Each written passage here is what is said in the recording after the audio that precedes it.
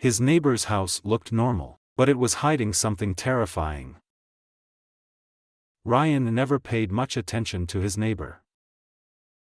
The man, Mr. Holloway, was quiet, kept to himself, and rarely interacted with anyone on the street. He always wore a dark coat and sunglasses, even on cloudy days, and when he did speak, his voice was low and measured, like someone who didn't want to be noticed.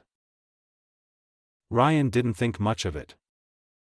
Until the noises started. It began about 2 weeks ago, strange sounds coming from Mr. Holloway's house late at night. At first, it was subtle. A faint thumping sound, like something heavy being moved. Then came the muffled voices, low, almost like whispering, but there was never another person seen coming in or out of the house. And then, last night, Ryan had heard something that made his blood run cold. A scream. Not loud, not long, just a sharp, desperate sound, quickly cut off. Ryan had shot up in bed, his pulse racing. He rushed to the window, peering through the blinds toward Holloway's house. But everything was silent again. No movement, no lights. Had he imagined it? The next morning, Ryan debated calling the police. But what would he even say? That he thought he heard something strange? That his weird neighbor was too quiet? They'd laugh him off. But as he pulled out of his driveway to head to work, he noticed something unsettling. Mr. Holloway's front door was slightly open. A cold unease crept down Ryan's spine. He sat in his car for a long moment, staring at the dark gap between the door and the frame. Holloway was nowhere in sight. Something was wrong. And Ryan was about to make the worst decision of his life. Ryan couldn't shake the feeling that something was off. For 2 weeks, he had been hearing strange noises from Mr. Holloway's house, whispers, thuds, and even a scream.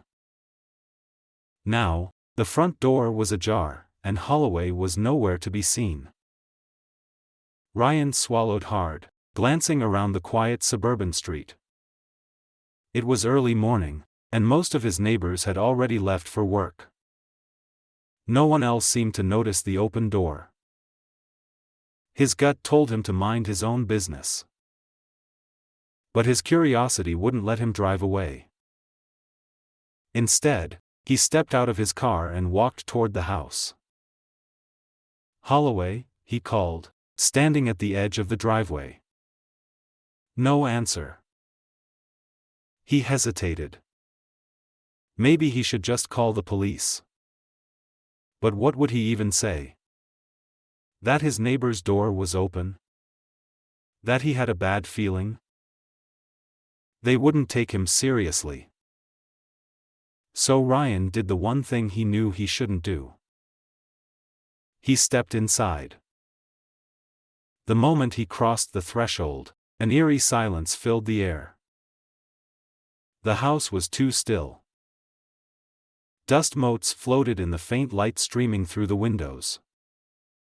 Everything looked untouched. The couch cushions were perfectly arranged. A half-full coffee mug sat on the table, long since gone cold. But Holloway was gone. Ryan's pulse quickened. People don't just vanish. Then, he noticed something strange. Near the kitchen, at the end of the hallway, was a door he had never seen before. It looked newer than the rest of the house, its paint just slightly off from the surrounding walls. And it had a heavy padlock on it. Ryan's stomach twisted into a knot. Something was behind that door. And he wasn't leaving until he found out what. Ryan's breath hitched as he stared at the locked door. Something about it felt wrong, the way the paint didn't quite match, how it looked too new, like someone had tried to hide it. And then there was the padlock. People don't padlock doors inside their homes, unless they're hiding something. His gut screamed at him to turn around and leave, but his curiosity was stronger. He had come this far. His eyes scanned the kitchen. If there's a lock, there must be a key. Carefully, he pulled open a few drawers, trying not to make a sound. Utensils. Paperwork. Random junk. No key. Then, in the top cabinet, he found something odd, a small wooden box with a single key inside. Ryan exhaled sharply.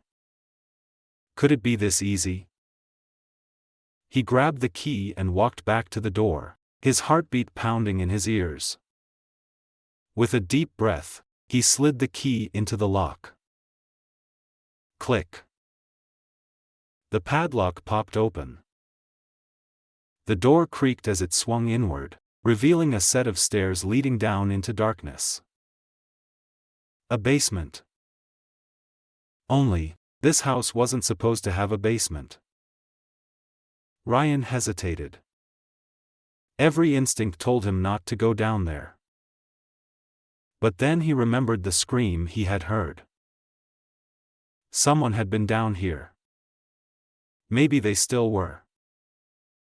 Slowly, he stepped inside and began descending the stairs, his hand trailing along the cold, concrete wall. With every step, the air grew thicker, stale, musty, and carrying an odd metallic scent. At the bottom, he reached out, feeling for a light switch. His fingers brushed against something, and with a click, a single flickering bulb buzzed to life. What he saw made his blood turn to ice. The walls were covered in photographs. Old newspaper clippings, missing persons reports, dozens of them. Some faces were familiar, people from town, people who had vanished without a trace. And in the center of the room was a table. On it sat a single, freshly printed photograph. Ryan picked it up, his fingers trembling. It was a photo of him.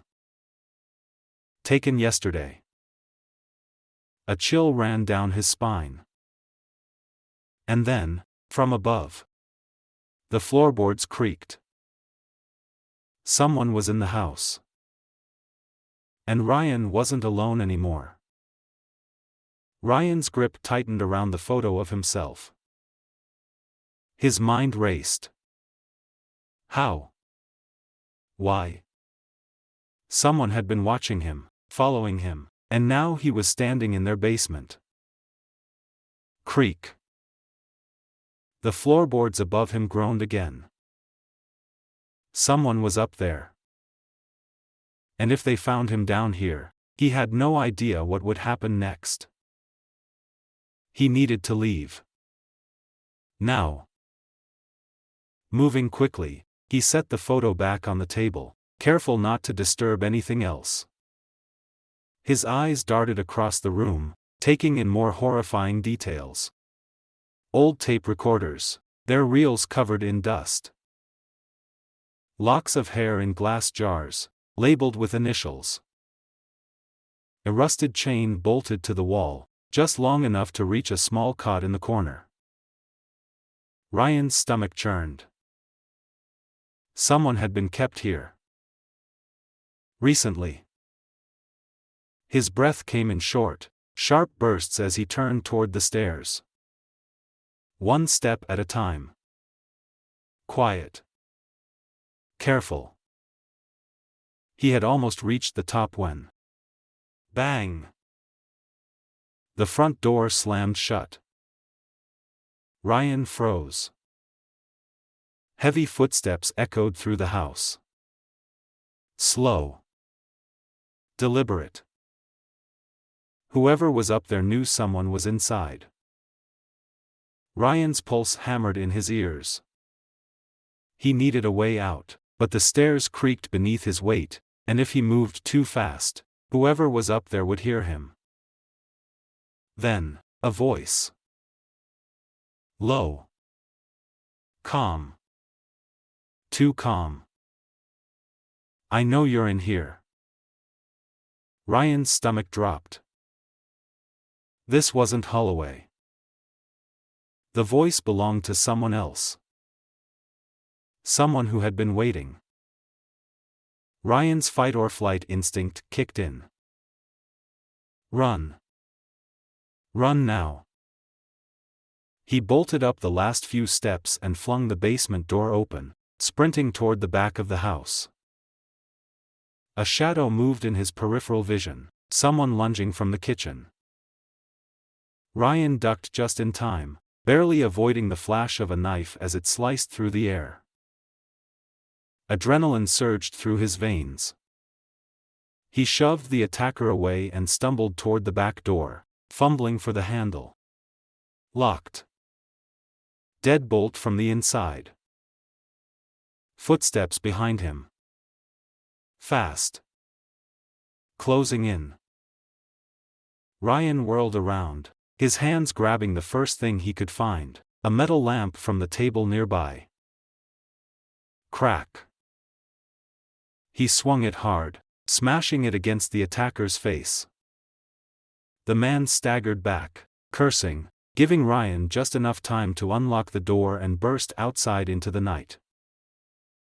His feet pounded against the pavement as he sprinted toward his house, every instinct telling him not to look back, just run. His chest burned, his legs screamed in protest, but he didn't stop until he was inside his house, locking every door behind him. His hands shook violently as he grabbed his phone and dialed 911. The dispatcher's voice was calm. 911, what's your emergency? Ryan's own voice came out shaky. My neighbor is missing. There's a basement in his house that's not supposed to be there. And someone just tried to. Bang. A loud knock at his front door. Ryan's blood ran ice cold. And then. A voice. The same voice from the house. Ryan, we need to talk. Ryan stood paralyzed at the door, his phone still clutched in his shaking hand. Outside, the figure shifted under the dim porch light. Ryan, we need to talk. The voice was calm. Too calm. His mind screamed at him to run, but his feet refused to move. He could still hear the 911 dispatcher's voice faintly coming from his phone. Sir? Are you there? What's your emergency? Ryan's mouth was dry. Whoever was outside knew his name. He forced himself to speak. Who are you? A slow, deliberate pause. Then. I'm the only one who can keep you alive. Ryan's breath hitched. Then the porch light flickered, and for a brief moment, he saw the man's face. It wasn't Mr. Holloway. It was someone else. Someone who looked just as terrified as Ryan felt. A scar ran down the stranger's jaw.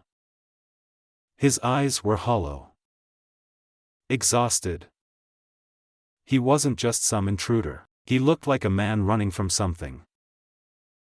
The stranger took a slow step forward, hands raised as if to show he wasn't a threat. I know what you found, he said, his voice barely above a whisper. And I know they're coming for you now. Ryan's pulse thundered in his ears. They, he echoed. The man nodded. The people Holloway was hiding from. Ryan's stomach twisted into knots. Holloway wasn't the villain. He had been running. Hiding. And now, because Ryan had gone snooping, he was in the crosshairs too. The man on the porch glanced over his shoulder, his expression darkening. "We don't have much time," he said. "If you want to live, you need to come with me. Right now." Ryan's grip tightened on the door handle. His mind raced with possibilities. Run? Fight? Trust this man? Call the police? Before he could decide, a car's headlights appeared down the street. Black SUV. No plates. Ryan's heart dropped. The stranger took a step back. "They're here." Ryan didn't know who they were. He didn't know why Holloway had disappeared. But one thing was clear. He wasn't safe anymore. And whatever secret was buried in that basement, it was only the beginning. Police car light to be continued. Police car light.